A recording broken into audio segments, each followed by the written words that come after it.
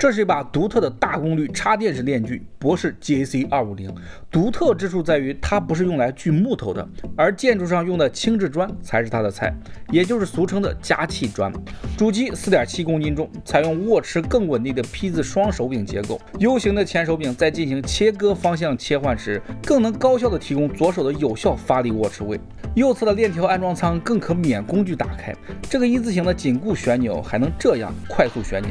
头部的金属限位器足有10厘米高、1.5厘米宽，耐用度自然不用多说了。标配了一根11到44节的链条和一根33厘米长的导板，将链条卡入导板缝隙，套上驱动链轮，对上胀紧栓，胀紧的调节也是免工具的。大波轮拨起来也很轻松，最后盖上盖拧紧，安装完成。装上链条后，整体长度是57厘米，而链条的切割能力可达250毫米，宽度是85毫米。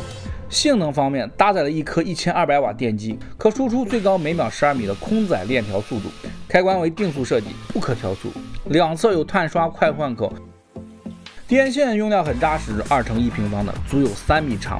作为一种危险的切割工具 ，GAC250具备多重安全保障。回弹式安全锁能有效防止误启动，紧急制动挡板可立即刹停链条，终止伤害。TCT 硬质合金的防反弹链条具备的分体式限位齿，在经过前端弧度导板时会翘起，并高过锯切齿，从而减小切入深度，进而降低反作用力。使用缓冲导板也能提高链条在锯切过程中的稳定性。最后就是一个很实在的链条鞘，降低收纳运输过程中的意外伤害和损坏。说了这么多，GAC250的具体使用效果如何呢？下期我们工地上见。